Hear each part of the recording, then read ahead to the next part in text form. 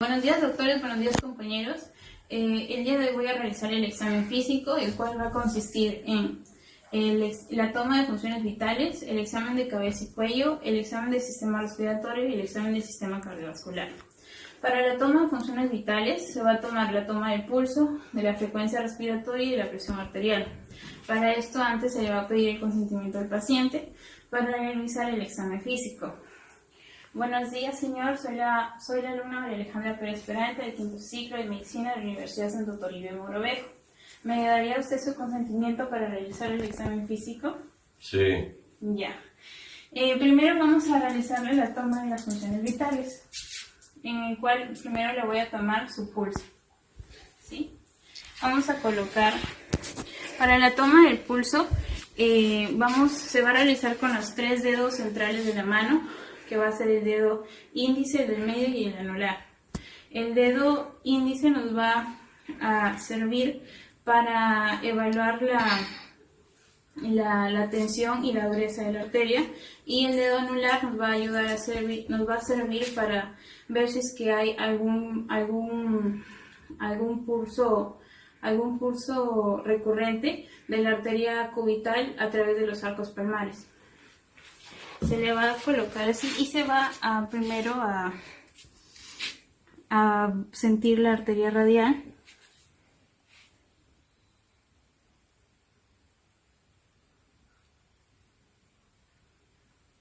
Ya una vez que se ha sentido, con la ayuda de un cronómetro vamos a tener que evaluar por 1 minuto.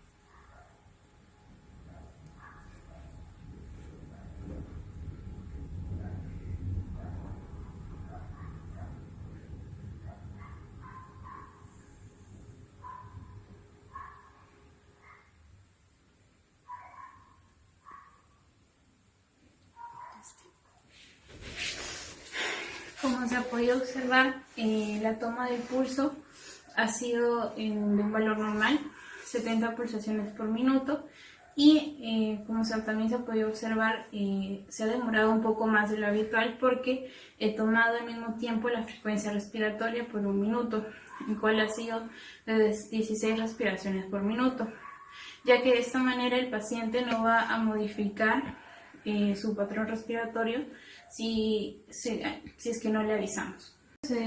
Vamos a realizar la toma de la presión arterial. Para esto se le va a pedir al paciente que se siente en una posición erguida y con los pies en el piso. Se le va a tener que extender el brazo al paciente, y antes de realizarle la toma se le va a tener que preguntar si es que ha realizado algún tipo de actividad física o si es que ha consumido alguna bebida que pueda alterar la toma de la presión arterial. Para esto se le va a preguntar, señor, ¿usted ha realizado alguna actividad física antes de venir aquí? No, ¿Ha tomado alguna bebida como café o bebida energizante? no. Muy bien, gracias. Ya después de esto, vamos a alzarle la manga del polo y vamos a primero a palpar la arteria humeral.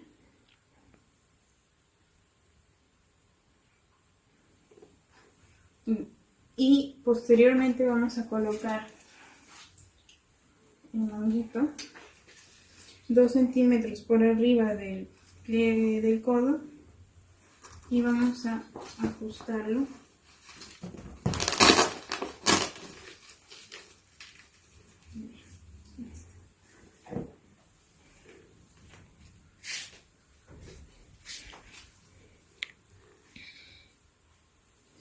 Luego vamos a realizar vamos a primero palpar el pulso radial y vamos a insuflar el manguito hasta cuando ya no se sienta el pulso radial, y es ahí donde nos va a dar el dato de exactamente hasta dónde insuflar para la toma de la presión arterial.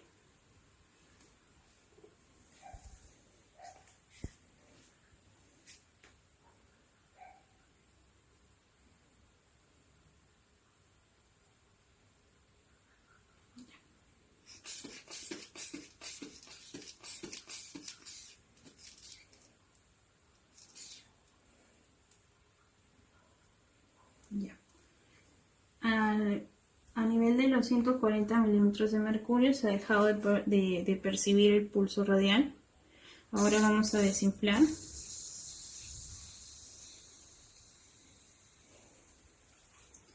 Y para la toma de la presión arterial se le va a sumar 20 milímetros de mercurio más para poder tomar la presión.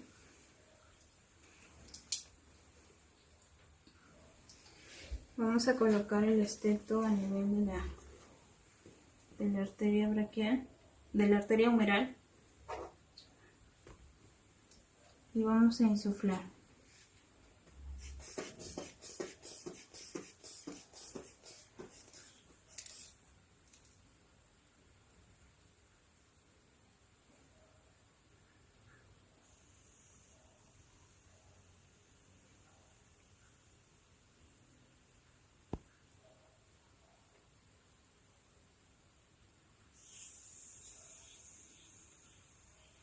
Ya.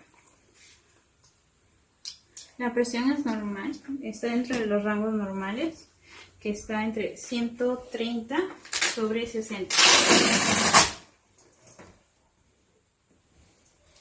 Y esto sería todo dentro de lo que es funciones vitales. Gracias. Continuando, vamos a realizar el examen de lo que va a ser cabeza.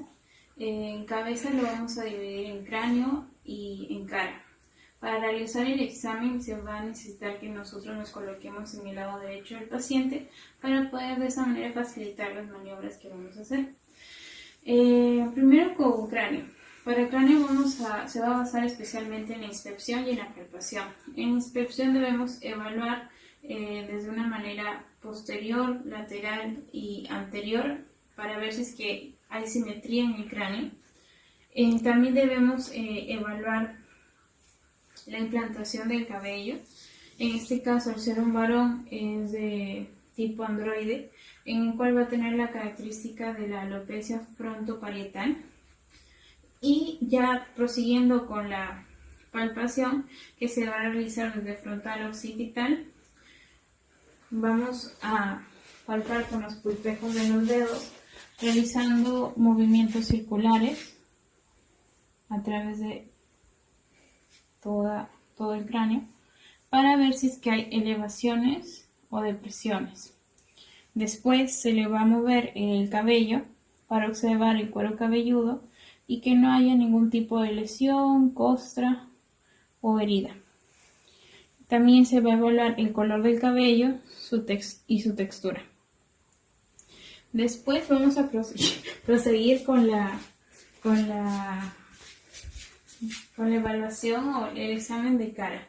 En el examen de cara vamos a tener la inscripción, palpación y percusión.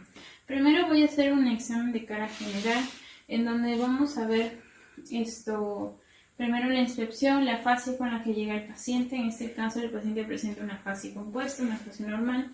La coloración con la que llega también, si es que hay algún cambio que nos haga preocupar por alguna patología. O también la simetría de la cara.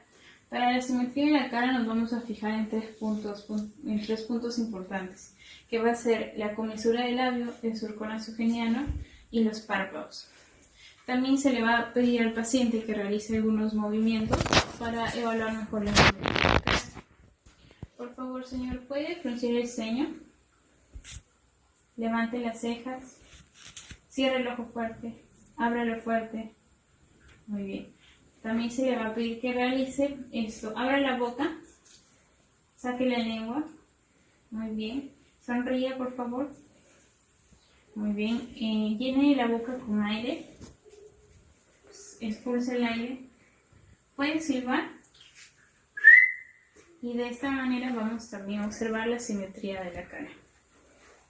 Procediendo con la palpación, primero con la parte dorsal de la mano, vamos a palpar la temperatura de la cara y vamos a observar la piel que se encuentra en buen estado de hidratación. Y después vamos a hacer un examen regional de la cara, empezando con los ojos. Vamos a seguir con el examen de los ojos. El examen de los ojos va a ser dividido en órbita y en lo que va a ser el globo ocular. En la parte de la órbita vamos a evaluar lo que es la ceja, el párpado y las pestañas. Para evaluar la ceja vamos a ver primero la forma de la ceja, que sea simétrico en ambos lados y que esté completa, que tenga su cabeza, su cuerpo y su cola. También para evaluar los párpados vamos a pedir al paciente que cierre suavemente y abra los ojos suavemente. Y de esta manera vamos a evaluar la capacidad de abertura y cierre completo de los párpados. También, por favor, cierren los párpados y de esta manera vamos a observar la coloración de ambos párpados, que sea normal, que no haya ningún tipo de rubor. También se va a ver si es que tiene algún tipo de lesiones y mediante la palpación podemos evaluar que no haya ninguna hinchazón o edema en los ojos, en los párpados. Y también vamos a evaluar la disposición de las pestañas, en donde tenemos que ver hacia dónde van. Si es que van hacia adentro, podrían causar algún tipo de patología. Ahora, en lo que es ya el globo ocular, vamos a observar primero lo que va a ser la conjuntiva, la esclera, la córnea, el iris, la pupila y lo que va a ser el cristalino. En lo que va a ser la córnea, en lo que va a ser primero la conjuntiva, disculpen. En la conjuntiva vamos a colocar nuestro dedo en el párpado inferior del paciente y vamos a colocarlo hacia abajo y pedirle al paciente, por favor, puede mirar hacia arriba. Y de esa manera podemos evaluar el color de la conjuntiva y ver si es que se encuentra seca o húmeda. Después, para la conjuntiva vulvar, vamos a pedirle al paciente que abra sus ojos bien y observar bien el color de estas, que no haya ningún tipo, nos podemos ayudar a algún tipo de linterna, observar bien el color de estas, que no haya ningún tipo de coloración y de paso observar la esclera, que no haya ningún cambio. Después se va a realizar la evaluación de la córnea, en donde vamos a ver su transparencia y si es que hay, y su tamaño, que vendría a ser de 11 milímetros, lo normal. Para evaluar la córnea vamos a ver la transparencia de la córnea y su tamaño. Después vamos a proseguir con la evaluación del iris, en donde se va a observar el tamaño y donde se va a observar el tamaño, el color del iris, que sea simétrico en ambos lados. Y de paso, ahorita vamos a evaluar lo que va a ser la pupila, en donde va a ser el reflejo fotomotor, en el cual vamos a colocar la linterna en el ángulo externo del ojo y lo vamos a ir introduciendo, donde se va a ver la miosis. Por favor, abra su ojo. Ahí se puede observar, y luego en el otro ojo. Y por último vamos a observar lo que va a ser el cristalino, el cual se va a observar a grosso modo y podemos evaluar si es que hay alguna opacidad en ellos o si es que hay alguna opacidad en ellos. Después vamos a proseguir con Vamos a continuar con la evaluación de la nariz. Para evaluar la nariz vamos a tener en cuenta la inspección y la palpación. En la inspección nos vamos a dar cuenta del tamaño, la forma y la simetría de la nariz. Observar que el tabique nasal se encuentra en la línea media. También vamos a observar las fosas nasales permeables. Vamos a pedirle al paciente que por favor se puede tapar una fosa y respirar. La otra, por favor. Gracias. También vamos a observar las narinas, ver si hay alguna secreción a través de ellas, alguna descarga, y ver si hay algún cambio en su coloración, o también ver si hay algún estrechamiento de ellas. Como se puede observar, no hay. Para la palpación, lo que sí vamos a realizar es palpar si es que se encuentran todos los huesos nasales y si el paciente presenta dolor. ¿Tiene dolor? No. Después vamos a hiperflexionar la cabeza del paciente hacia atrás, colocar nuestro dedo pulgar encima de la nariz y con ayuda de la linterna para poder observar mejor las fosas nasales, y podemos observar el cornete medio y el cornete inferior. Y de esa manera también podemos verificar que las fosas nasales se encuentran permeables. Prosiguiendo con la boca, vamos a manera general, vamos a observar la simetría de la boca, de las comisuras de los labios, la coloración de los labios, si hay lesiones peribucales alrededor de ella o lesiones en los labios. No voy a realizar palpación debido a que no tengo guantes. Después vamos a proseguir con los oídos. En los oídos vamos a evaluar la implantación de los oídos, que sea de manera simétrica, y vamos a evaluar la coloración y la piel en el pabellón auricular, en ambos oídos, y también vamos a evaluar el conducto auditivo externo.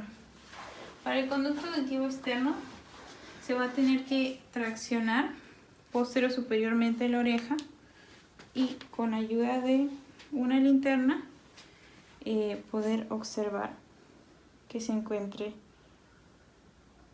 correcto, y esto se realizaría en ambas orejas.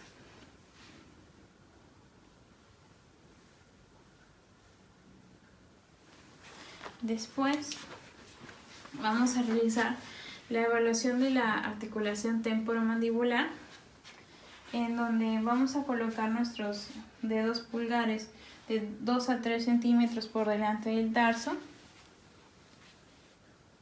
y el resto de dedos los vamos a colocar en la parte posterior, y vamos a pedirle al paciente que abra y cierre la boca. ¿Tiene dolor? No. Muy bien, gracias. Después vamos a continuar con la parte final, que va a ser la percusión. Vamos a percutir en los puntos dolorosos, que van a ser los senos paranasales. Vamos a tener al seno maxilar. Me va a decir si es que presenta el dolor al momento de percutir. ¿Tiene dolor? No. No. A ver. ¿Presenta dolor? No. Ahora. No. Y también el seno etmoidal, que para esto, con ayuda de nuestro dedo índice, vamos a realizar una ligera presión. ¿Tienes dolor? No. En ambos lados. No. Después ya vamos a continuar con lo que va a ser el examen físico de cuello. Para el examen físico de cuello se va a tener que realizar, vamos a realizar lo que va a ser la inspección y la palpación. En lo que va a ser la inspección va a ser a nivel de una vista anterior y una vista posterior. Se debe observar que el cuello esté alineado en una posición erguida. También se va a observar que el paciente no presente ningún tipo de nódulo en el cuello, que no haya ningún tipo de condensación en la base del cuello, que observar la alineación de la tráquea y también observar la simetría de los músculos y de los pliegues cutáneos. En la parte posterior, observar la posición en la que se encuentra la columna vertebral.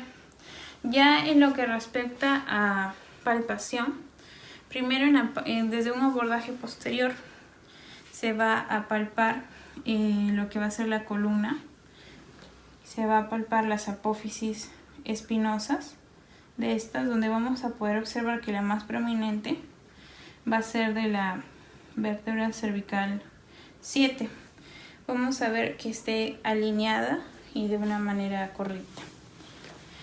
Después vamos a palpar que la tráquea se encuentre alineada, vamos a palparla. Para esto vamos a colocar nuestro dedo por encima de la horquilla esternal y vamos a ubicarla. Después vamos a colocar nuestros dedos a ambos lados de la tráquea y vamos a ir siguiendo su recorrido para ver que no haya ningún desvío. Ahora vamos a continuar con la palpación de los ganglios.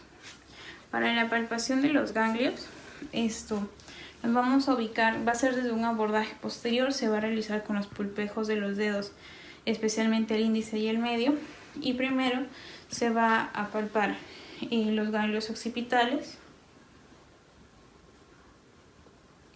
después los retroauriculares o mastoideos, los preauriculares. Después vamos a continuar con los ganglios cervicales posteriores en ambos lados, los cervicales anteriores,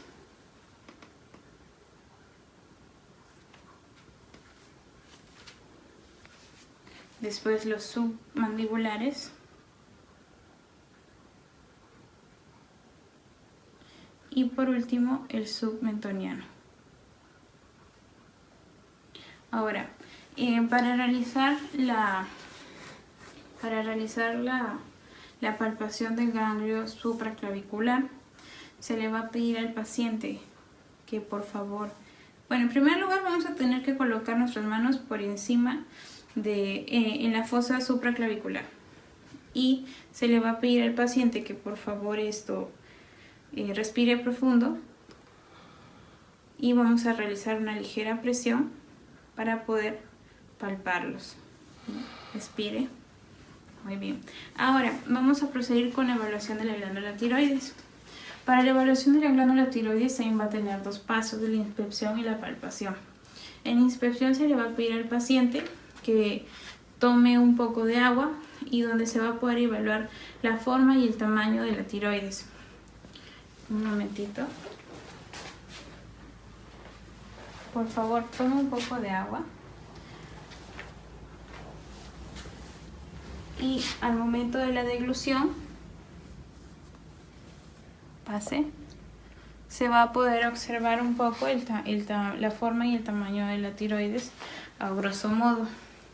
Si es que el paciente tuviera un agrandamiento de la glándula, se vería más fácilmente. Después vamos a realizar la palpación de esta.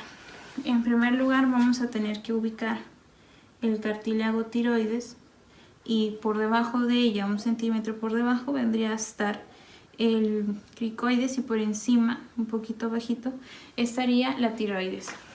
Por lo tanto, vamos a realizar mediante la maniobra de Carbain, vamos a colocar nuestros dedos al lado donde deberían estar los lóbulos de la tiroides, y vamos a pedirle al paciente que degluta saliva.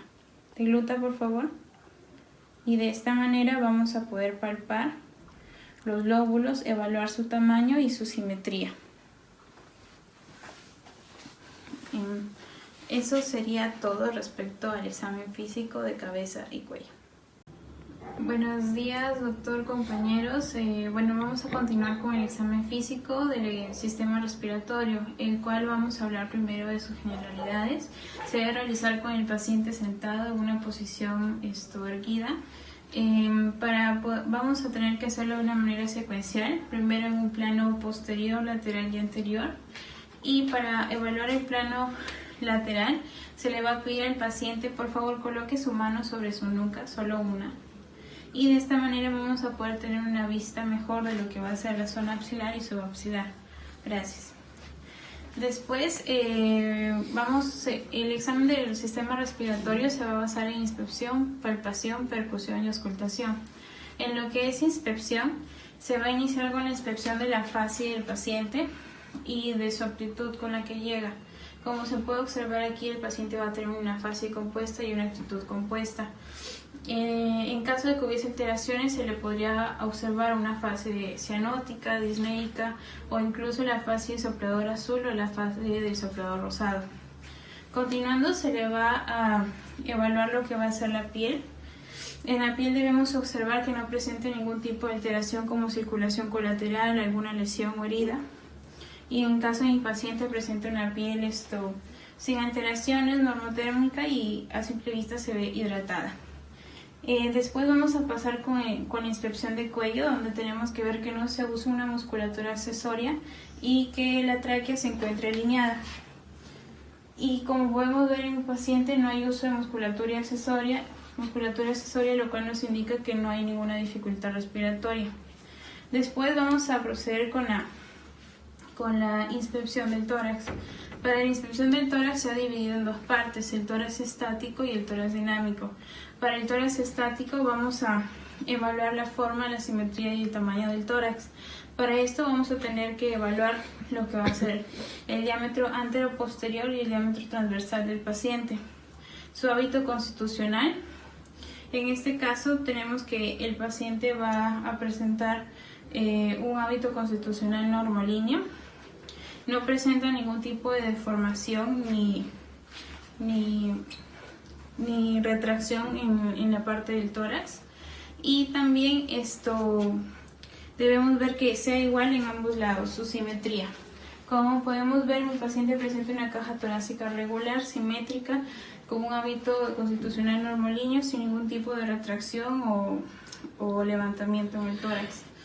Ahora siguiendo con la evaluación del tórax dinámico, en donde se va a evaluar los movimientos respiratorios del paciente, donde se va a describir el tipo de respiración que tiene, la frecuencia respiratoria, su ritmo, profundidad, si hay patrones respiratorios agregados y la amplitud de estos. Para ver el tipo de respiración del paciente, teniendo en cuenta que es un paciente varón, va a tener un tipo de respiración costo-abdominal. En el caso de que se viese alterado, podría haber una exageración o una inversión de este. Una inversión podría ocurrir en el caso de una fractura costal, en el cual pasaría a ser costal superior, como en el caso de la mujer. Y una exageración se podría dar al realizar ejercicios fuertes, por ejemplo. Después, para la evaluación del resto de características, vamos a tener que realizar la toma de la frecuencia respiratoria. Pero para que no se vea alterada, vamos a tener que tomarle el pulso. Un ratito, señor, le voy a tomar el pulso.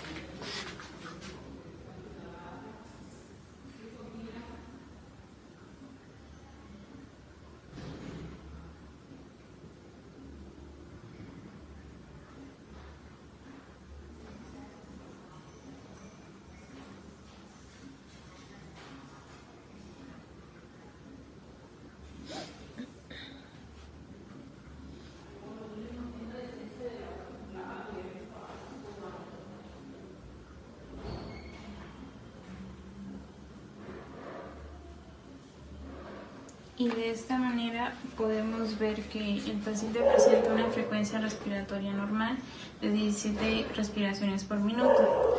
Podemos observar que en este paciente presenta una respiración normal, sin esfuerzo, tranquila, con una buena relación entre inspiración y expiración, con movimientos sincrónicos y simétricos y con una frecuencia normal, frecuencia respiratoria normal y sin patrones respiratorios agregados.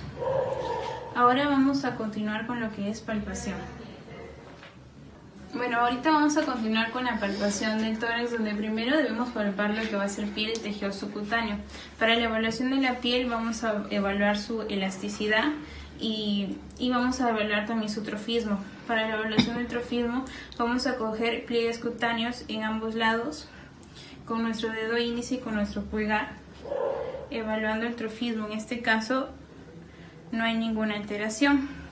Después vamos a continuar con lo que va a ser la palpación de la tráquea. Debemos observar que se encuentre en la línea media un ratito y vamos a colocar nuestro dedo por encima de la horquilla supraesternal y vamos a palparla y luego vamos a colocar ambos dedos a cada lado y vamos a seguir su recorrido para ver que no haya ninguna desviación y se encuentre en línea media. Y después vamos a proseguir con lo que va a ser la sensibilidad torácica. Para evaluar la sensibilidad torácica lo vamos a realizar con la palma de nuestras manos y vamos a hacerlo en un plano anterior, lateral y posterior. Preguntándole siempre al paciente si es que presenta algún tipo de dolor.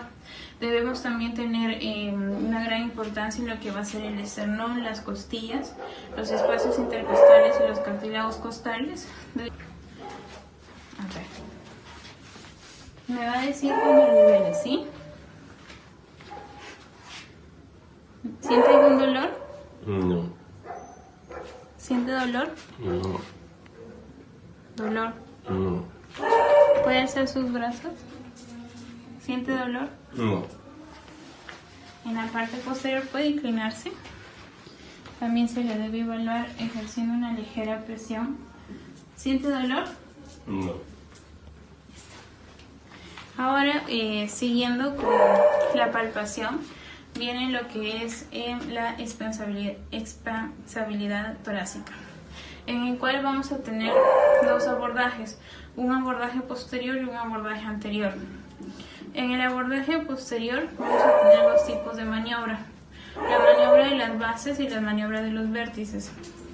En la maniobra de las bases nos vamos a guiar colocando el dedo pulgar a nivel de la 10ª vértebra torácica y en la maniobra de los vértices se va a colocar a nivel de la 7ª vértebra cervical.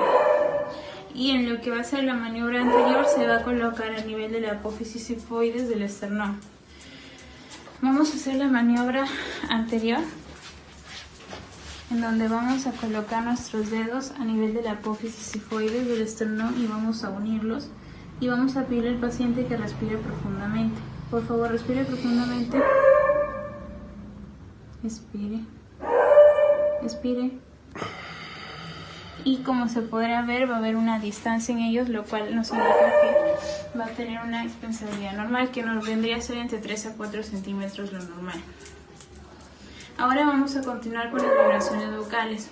Para las vibraciones vocales sí vamos a usar la palma de nuestras manos y se va a realizar desde una parte anterior, posterior y lateral, en el cual vamos a pedir al paciente que diga una palabra como ferrocarril.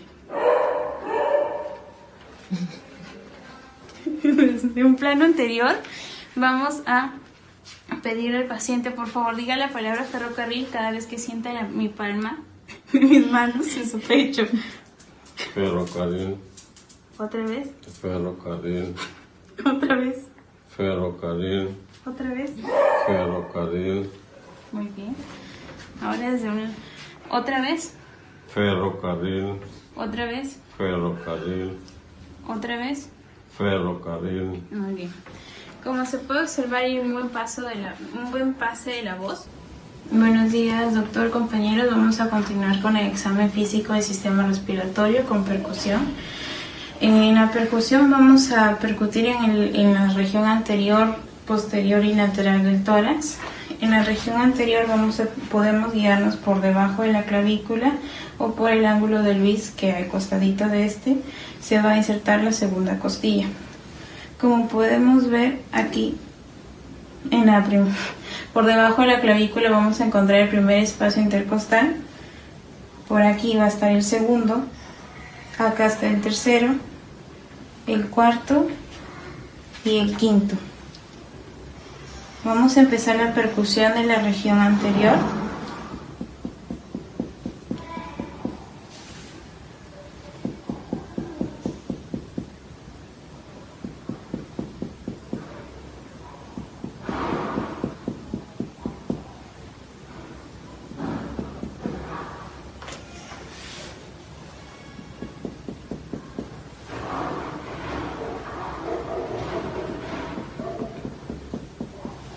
Y luego vamos a proseguir con el otro lado.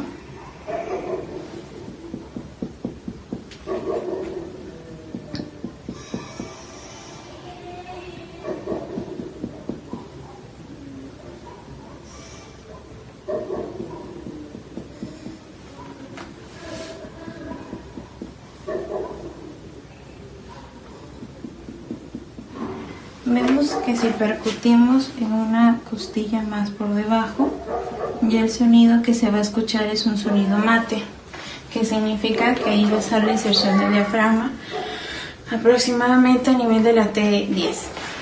Luego vamos a proseguir con la parte posterior.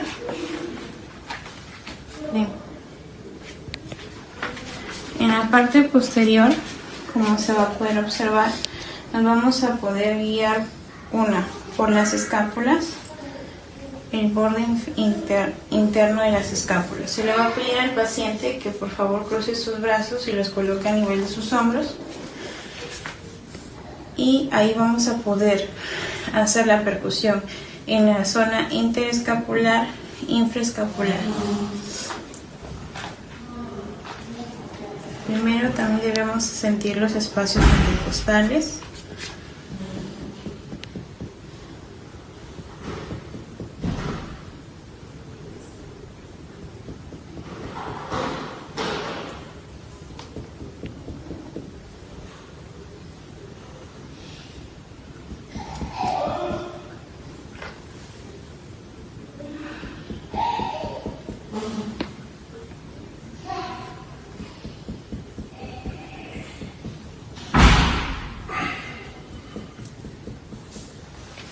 Y luego vamos a proseguir con el otro hemitórax.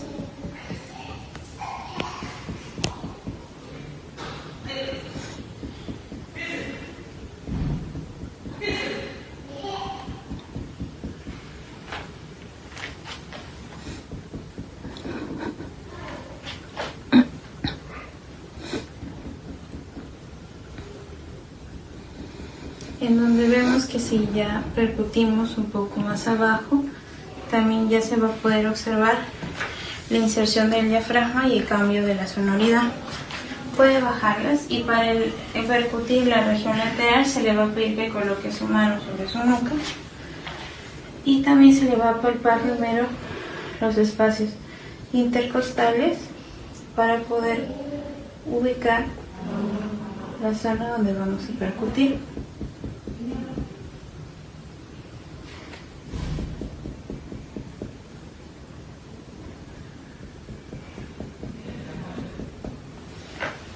Al igual que en el otro lado.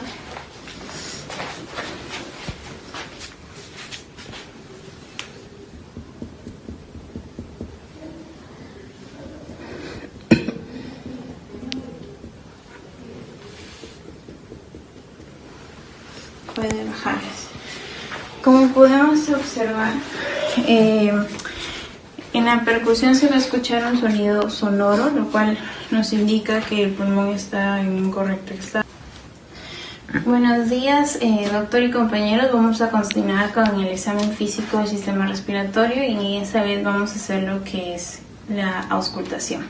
Para la auscultación igual vamos a auscultar el paciente en la región anterior, posterior y lateral del tórax, en donde vamos a escuchar los sonidos normales o fisiológicos que podríamos tener, como sería el murmullo vesicular, También podríamos escuchar el soplo laringotraqueal y también se escucharían los ruidos broncovesiculares en la región interescapular. Entonces vamos a proseguir.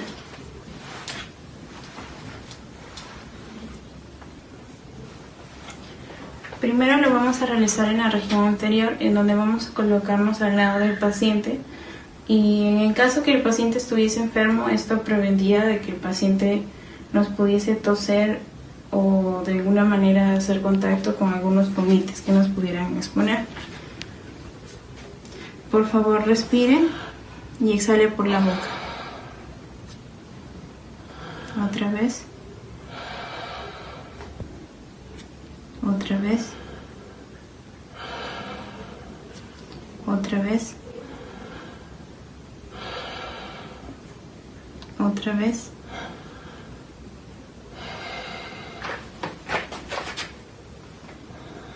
Otra vez. Otra vez.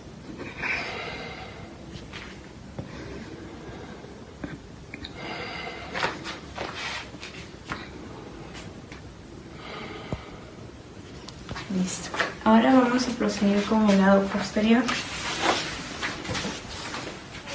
¿Puede cruzar sus brazos, por favor? Bien. Respire, por favor. Exhale.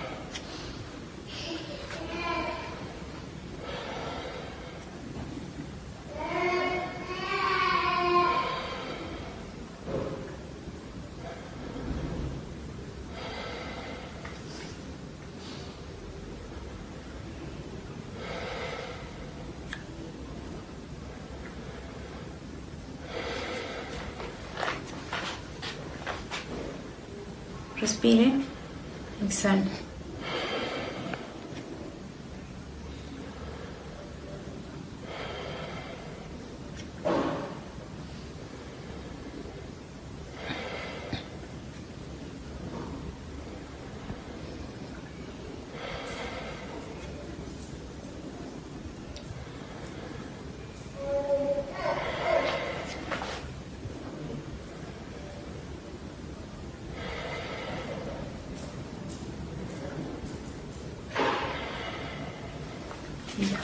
Ahora para la región lateral se le va a pedir al paciente que alce su mano sobre la nuca.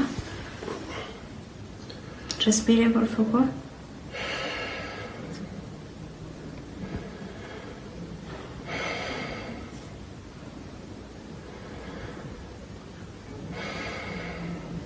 Baje su mano y ahora la otra.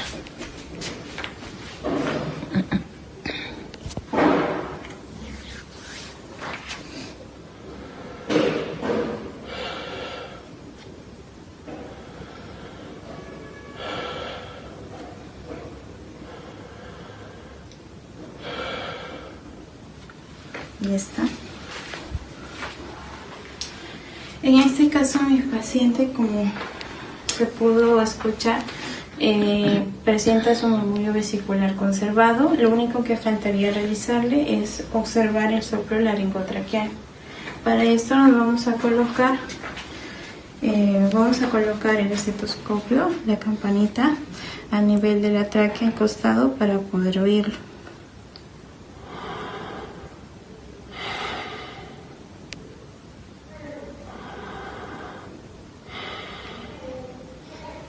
En donde podemos observar que sí se encuentra presente. En la auscultación se podría, primero vamos a hacer lo de la auscultación normal. Podríamos encontrar lo que va a ser el murmullo vesicular, como ya mencioné, la respiración broncovesicular y lo que es el soplo laringotraqueal. Ya, en este caso con mi paciente, como se pudo ver observado, no presentó alteraciones en el momento de la auscultación. Vamos a poder auscultar la voz del paciente. Para esto se le va a pedir al paciente que diga alguna palabra, como por ejemplo ferrocarril, y se le va a auscultar y no debería escucharse lo que el paciente dice, o sea, debería no escucharse. En el caso de que esto también suene alterado, podría darse el caso en que haya una amplitud del sonido, como en la broncofonía, o también podría darse que si es que sospechamos de alguna u otra patología, se podría pedir al paciente que diga la palabra I. Nosotros lo escucharíamos como una E en voz de cabra, en ese caso se daría la egofonía.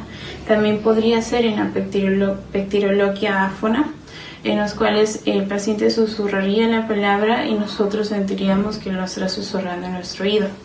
Vamos a proceder con la auscultación de la voz, en donde de la misma manera se le va a pedir al paciente que cruce los brazos y que diga la palabra ferrocarril. Dígala, por favor. Ferrocarril.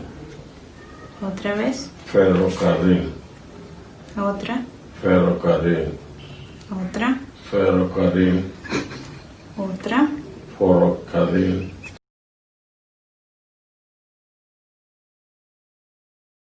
En este momento vamos a hacer lo que va a ser la auscultación de la voz, en donde se tendría que escuchar normal, en el sentido que no deberíamos escuchar lo que el paciente diga.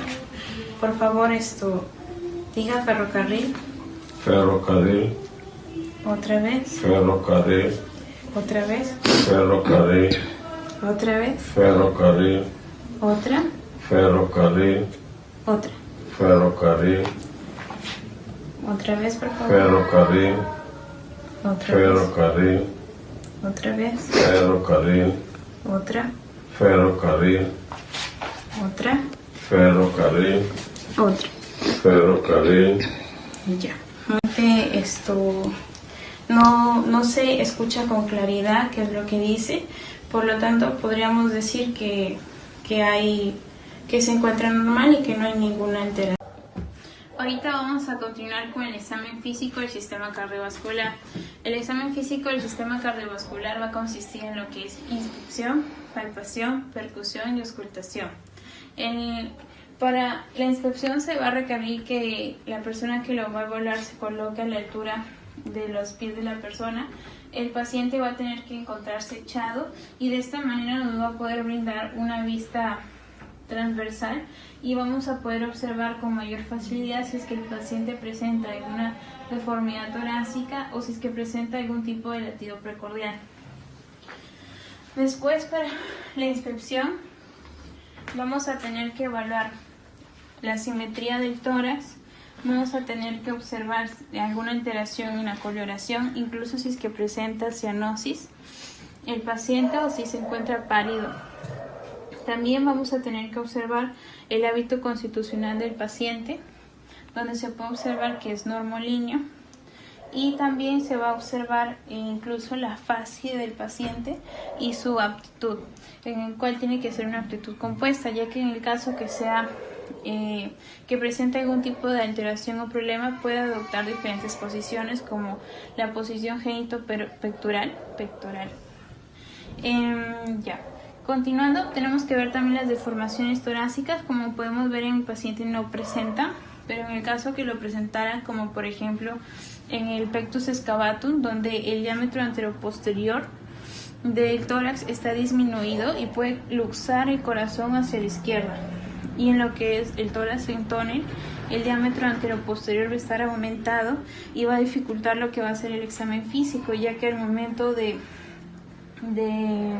palpar o incluso auscultar los latidos no se van a hacer muy perceptibles. Ahora vamos a continuar con la palpación. Continuando con la palpación de tórax, vamos a primero palpar el latido fisiológico que se debería sentir en todas las personas. Se deberían sentir en todas las personas en decúbito dorsal, en personas menores de 40 años. Pero en personas, en este caso como mi paciente, que tiene 69 años, no se le va a poder sentir el choque de punta en decúbito dorsal, sino que se va a necesitar realizar una maniobra que va a ser la posición de Pachón. Para la posición de Pachón, mi paciente se va a tener que colocar en decúbito lateral izquierdo. Pero primero vamos a ubicar las costillas, ubicando el ángulo de Luis aquí, y la segunda costilla. Ese sería el segundo espacio intercostal, el tercero, el cuarto y el quinto. En este espacio tendría que estar el choque de punta, el cual está en el quinto espacio intercostal en la línea media clavicular. Ahora le vamos a pedir al paciente que por favor puede colocarse en el cúbito lateral izquierdo. Y vamos a colocar nuestra mano a nivel del quinto y vamos a tratar de palpar el choque de punta. Siempre recordando que cuando se está en la posición de pachón, el corazón, el choque de punta se tiende a desplazar entre 3 a 4 centímetros, en el cual sí se puede sentir en este caso. Por favor, colóquese en su posición normal. Como se puede ver, como he podido sentir, el choque de punta es un latido de un impulso suave, el cual, bueno, ya dije su ubicación. Su espacio va a ser de aproximadamente la yema de un dedo, menos de 20 milímetros de diámetro, y se debe tener en cuenta algunas modificaciones que pueden tener, ya sea en su intensidad, en su localización o su desplazamiento, en su carácter o forma, y si es que se encuentra invertido. De acuerdo a la intensidad, debemos tener en cuenta que cuando el choque de punta es intenso y sostenido, se va a deber a una sobrecarga de presión, como sucede en hipertrofia del ventrículo izquierdo. Cuando es intenso pero breve, se va a deber a una sobrecarga de volumen, como sucede en una insuficiencia aórtica o mitral. Cuando el choque de punta se encuentra desplazado hacia la izquierda, va a significar que hay una hipertrofia ventricular izquierda. Y cuando se encuentra desplazado a la derecha, significa que puede haber una hipertrofia ventricular derecha. Otro tipo de latidos localizados que podemos encontrar en el tórax, pero que ya no son fisiológicos, sino que ya serían patológicos, sería el latido paraesternal izquierdo bajo, que vamos a ubicarlo segundo, tercero, cuarto. En el cuarto espacio intercostal se va a tener que palpar mediante la maniobra de Dressler, en el cual se va a usar el talón de la mano y lo vamos a colocar aquí, y en caso de que fuese positivo se tendría que sentir el latido del ventrículo derecho, y es más, la mano tendría un movimiento de arriba hacia abajo. Esto sería positivo en el caso de una hipertrofia ventricular derecha y se llamaría como signo de Dressler positivo. Otro tipo de latido que se podría encontrar es el latido pulmonar, que sería en el segundo espacio intercostal. En el segundo espacio intercostal, en el cual podríamos sentir el latido de la arteria pulmonar si es que fuese positivo, e incluso podríamos percutirlo. Y si es que fuese mate, en este caso sonoro, sería positivo. O sea, esto nos indicaría que podría haber una hipertensión pulmonar. Este latido pulmonar positivo junto con el signo de Dressler van a ser parte de la triada del complejo pulmonar de Chávez, el cual conjuntamente con el desdoblamiento del segundo ruido nos va a indicar que el paciente puede tener una hipertensión pulmonar moderada grave entre 40 y 60 milímetros de mercurio. Otro tipo de latido que podríamos sentir ahora vendría a ser el latido del aneurisma suprasigmoideo de la aorta, el cual sería a nivel del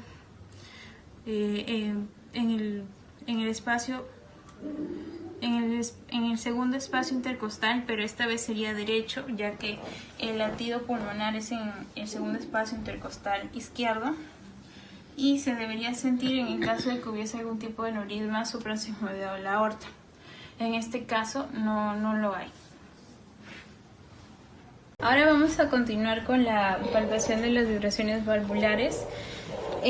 Solo se va a poder sentir las vibraciones valvulares del primer ruido, que se va a hacer en el quinto espacio intercostal, en el choque de punta. En este caso se le tendría que volver a pedir al paciente que se coloque en posición de pachón para poder sentir las vibraciones valvulares del primer ruido. Señor, ¿podría colocarse en su decúbito lateral izquierdo, por favor?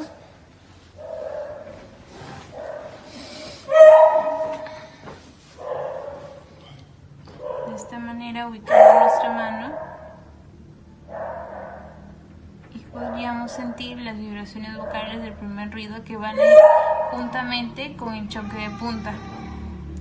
Ahora, lo que serían las vibraciones valvulares del segundo ruido, solo se van a escuchar en estados hipercinéticos, donde se puede escuchar donde se puede sentir tanto el primer y el segundo ruido, en valvulopatías, en donde se sentiría en el nivel del segundo espacio intercostal derecho, y en el caso también de la estenosis mitral se va a ver aumentada la intensidad de la vibración valvular del primer ruido. Después vamos a seguir con los frémitos. Los frémitos se van a palpar en todo el tórax y van a ser la expresión palpatoria de los soplos. El frémito va a tener de gran importancia porque nos va a permitir clasificar a los soplos según su grado de intensidad una vez que se le palpe. Estaría en un cuarto o puede ser hasta sexto grado de intensidad de los soplos, el cual puede ser sistólico o diastólico. Después podríamos sentir lo que van a ser los latidos epigástricos, en el cual si escobiera se va a hacer la maniobra de Ribeiro Gallardo, en donde se le va a pedir al paciente, por favor, inspire profundo, y en el caso de que expulse, en el caso de que la inspiración profunda los latidos aumentaran, se podría decir que son causa del ventrículo derecho, pero si los latidos permanecen normales o incluso disminuyen, es por la misma causa de la aorta abdominal. Ya. Bueno, ahorita vamos a continuar con la percusión. Para la percusión debemos percutir primero el esternón para ver. Normalmente el esternón debe tener un sonido sonoro. En el caso que encontremos matidez, podría significar una hipertrofia del ventrículo. No, córtalo. Ahora vamos a continuar con la auscultación del tórax. Para la auscultación del tórax se van a tener 5 focos de auscultación principales, que va a ser el foco pulmonar, que va a estar ubicado en el segundo espacio intercostal, en el borde paraesternal izquierdo. Después vamos a tener al foco aórtico, que va a estar en el segundo espacio intercostal, pero en el borde paraesternal derecho. Por debajo del foco pulmonar, en el tercer espacio intercostal, vamos a encontrar al foco aórtico accesorio de Earp. Después, en el quinto espacio intercostal, a nivel de la línea media clavicular, vamos a encontrar el foco mitral. Y a nivel de la apófisis sifoides, cerca del borde esternal izquierdo, vamos a encontrar el foco tricuspideo. Vamos a iniciar con la auscultación de ambos y después vamos a describir sus características.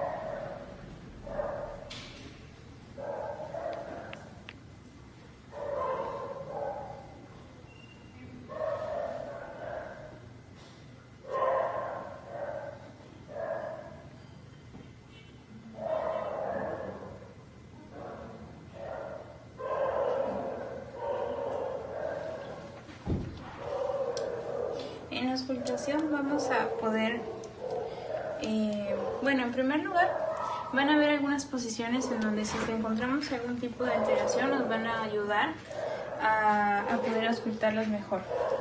Por ejemplo, si son ruidos de la base, se va a utilizar lo que va a ser la posición de Azulay, en el cual el paciente se va a sentar, va a colocar sus pies en el piso, los brazos hacia adelante y el tórax inclinado hacia adelante. Después tenemos que, para auscultar mejor los ruidos de la punta, se va a usar la posición de Pachón. Después vamos a auscultar mejor el primer ruido en el foco mitral y en el foco tricuspidio. El segundo ruido lo vamos a auscultar mejor en el foco aórtico y pulmonar. Vamos a encontrar otros dos ruidos en el caso que fuese patológico, el tercer ruido y el cuarto ruido. El tercer ruido es un ruido protodiastólico que se va a escuchar mejor en el foco mitral y en una posición de Pachón. Este ruido protodiastólico, que se continúa con el segundo ruido, va a representar en sí un aumento de la dilatación del ventrículo. Este ruido se puede encontrar en taquicardia como un ritmo de galope que se le llama galope ventricular, y se le puede también visualizar como tremor cordis protodiastólico cuando a nivel del choque de punta, cuando el choque de punta está descendiendo y hay una pequeña elevación. Y continuando, y puede ser fisiológico en el caso de niños, adolescentes o embarazadas o en un ejercicio intenso.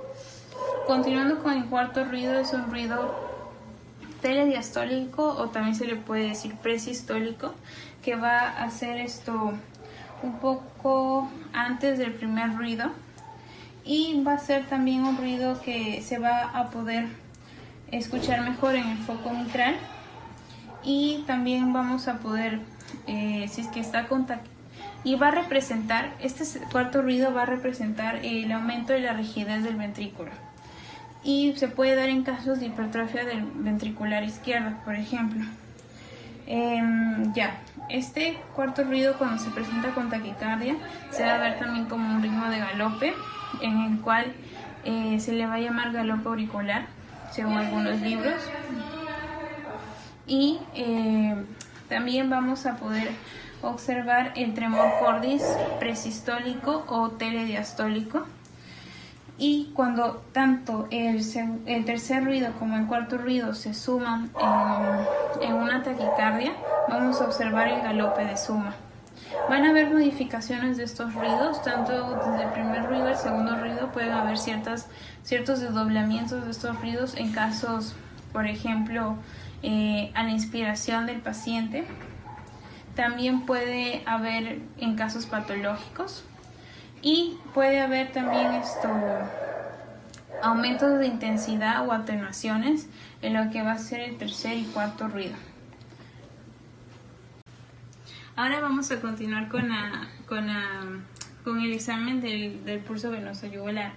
El examen del pulso venoso yugular nos va a servir para evaluar el estado de hidratación del paciente, si es que se encuentra sobrehidratado o no, o deshidratado, y también para evaluar la función del ventrículo derecho.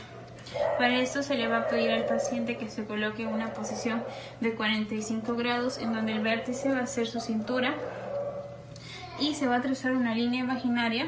Esto ya vendría a ser la técnica de Lewis, en el que se va a trazar una línea imaginaria desde el ángulo esternal de Lewis y a través del segundo espacio intercostal, y esta línea va a ser paralela al piso, y esa línea va a cruzar el cuello a nivel del menisco, y donde las venas ya se hacen visibles. Ahora, esta línea va a tener una distancia del eje flebostático de 5 centímetros. Entonces, para ver el pulso venoso yugular, esta línea va a atravesar el cuello, y vamos a ver que va a cruzar justo en el lado del menisco donde las venas son visibles, y la distancia que hay entre el eje, entre el punto cero y la línea, va a ser de 5 centímetros de agua. Si es que hubiese más, o si es que se observara más por encima de la columna venosa, Ahí recién se utilizaría una regla con centímetros y se iría sumando la distancia que hay normalmente con lo que se va a seguir midiendo. En este caso, si es que la distancia que hay es de 5 centímetros, significa que las venas están depresionadas, o sea que no van a tener un flujo sanguíneo, un flujo venoso mayor. Bueno, ahorita vamos a continuar con la toma del pulso, en el cual se va a realizar de manera simétrica para evaluar que ambas características del pulso de cada lado sean iguales. Vamos a iniciar primero con el pulso de la arteria temporal superficial. Ajá. También se puede palpar la arteria facial en el recorrido de la escotadura del maxilar inferior. Después sigue la arteria carotidia en el triángulo carotidio del cuello, al lado de lo que vendría a ser el cartílago tiroides.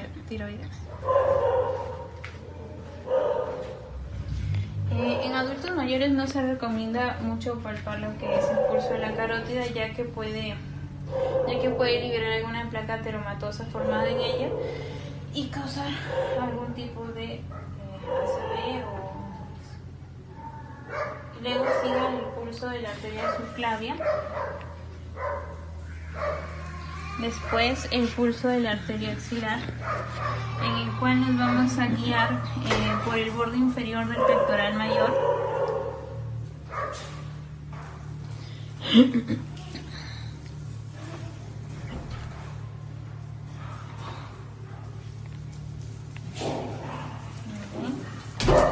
Y vamos a realizarlo desde este lado.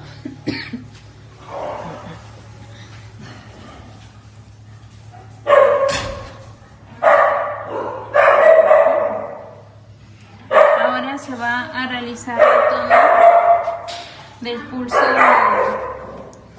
pulso humeral también.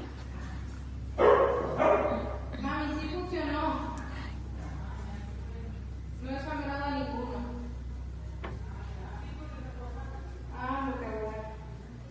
Y luego también se le va a hacer de la arteria braquial, que va a realizarse a nivel de la fosita del codo.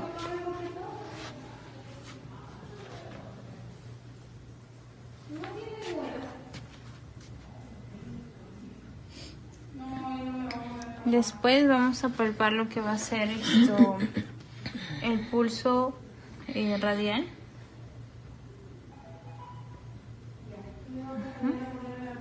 Luego el cubital.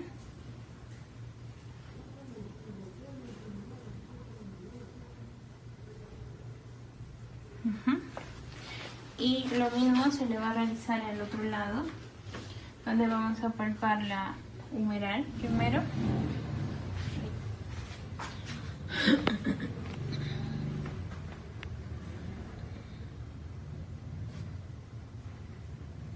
Después la braquial.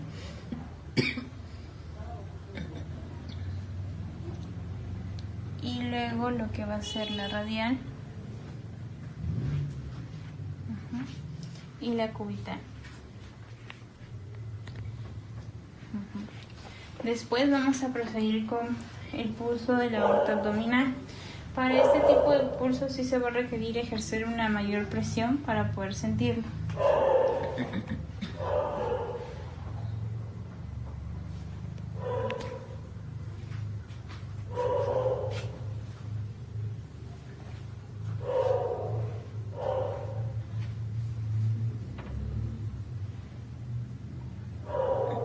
En este caso sí se puede llegar a sentir el pulso de la aorta abdominal.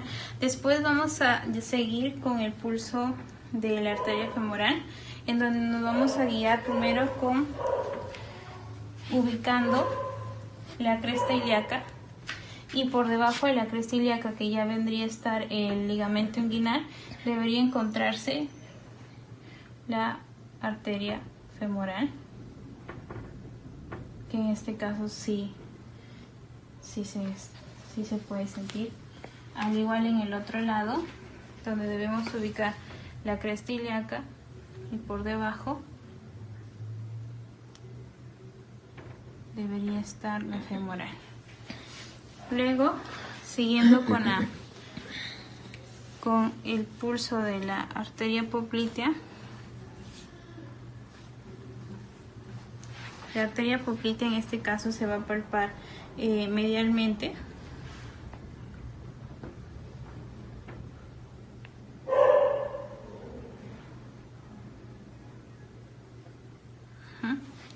Y lo mismo se le va a realizar en la otra pierna, en donde se va a palpar también medialmente. No. Y aquí.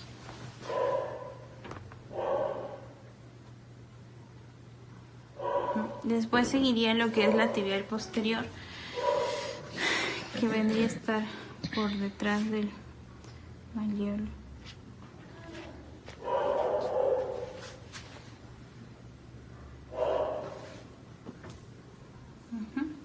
Lo mismo en el otro lado.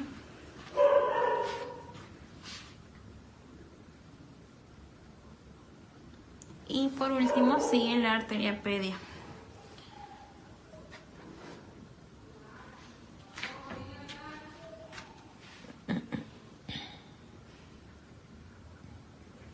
Y en el otro lado.